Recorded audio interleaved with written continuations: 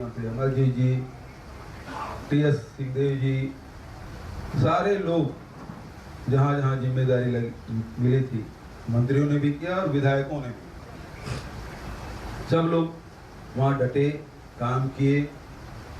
और हमारे जहाँ तक के खैरागढ़ की बात है, आप सबको पता है कि पिछले समय जो चुनाव हुए थे उसमें हमको लगभग 31,000 वोट मिले थे। इस समय हम लोगों को जो मिला वो 87,000 से भी अधिक वोट मिला।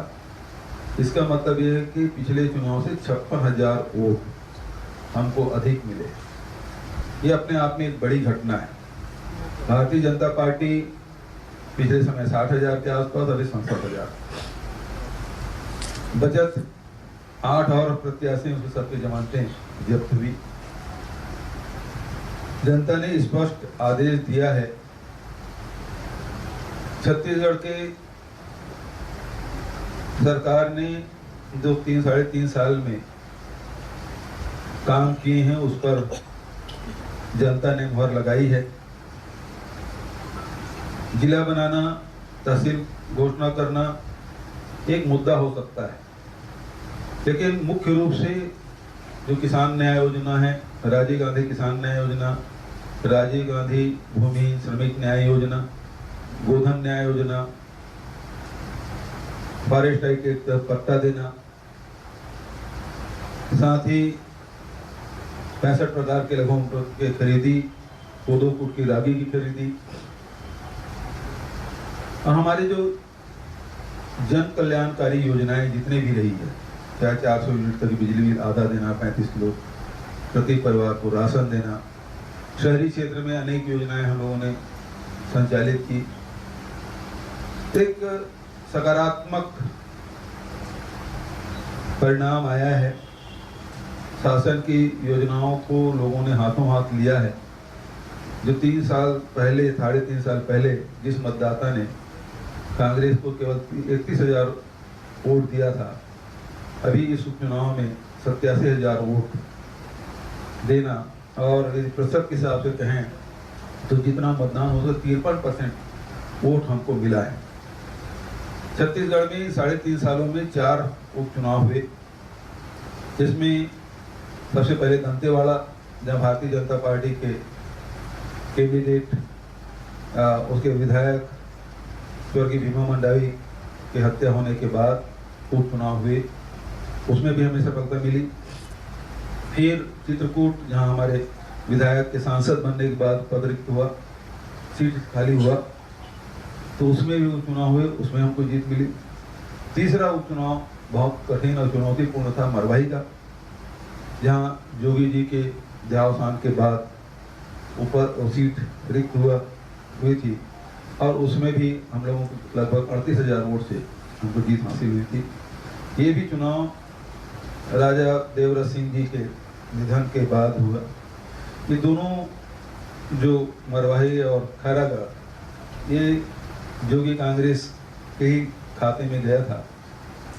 अब दोनों नेता अपने प्रभाव थे संगठन में भी और जनता में भी, और इस कारण से ये सीट कांग्रेस के पक्ष में आना अपने आप में महत्वपूर्ण है।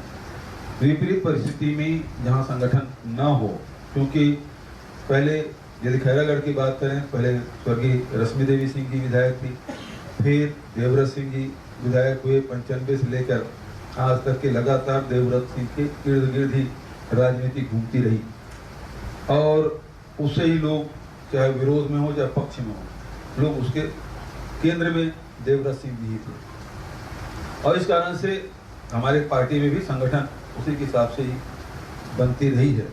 तो एक प्रकार से निचले स्तर पे हम लोगों का संगठन उतना मजबूत नहीं था, लेकिन फिर भी जब ये चुनाव हुआ, सारे लोग जुटे, और हमारी जो योजनाएं हैं और संगठन ने जो मिल के काम किया, उसका परिणाम ये आया कि अभी 3.5 साल में 4 उपचुनाव हुए। मैं नहीं समझता कि एक साथ उपचुनाव 3-3, 4-4 तो हुए होंगे, लेकिन 3.5 साल में अलग अलग समय में 4 चुनाव हो, ये समझता हूँ छत्तीसगढ़ के इतिहास में पहली बार है, हमने तो सुना नहीं था।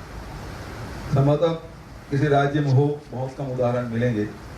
लेकिन सभी सीटों में चुनाव जीतना अपने आप में महत्वपूर्ण है। और मैं पुनः खैरागढ़ की जनता के माध्यम से पूरे छत्तीसगढ़ की मतदाताओं को मैं धन्यवाद देना चाहता हूँ।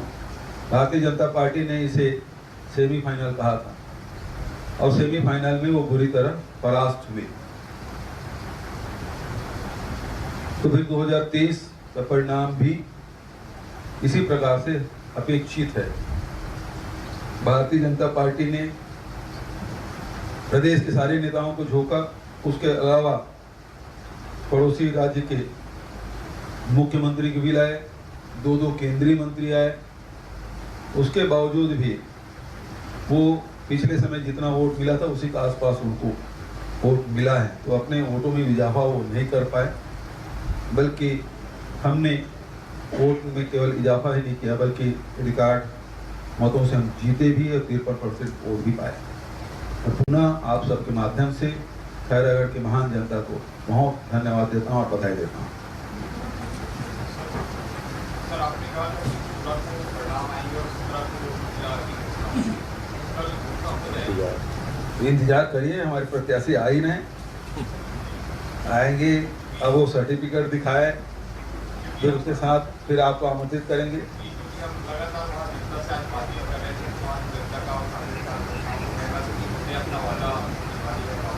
बिल्कुल।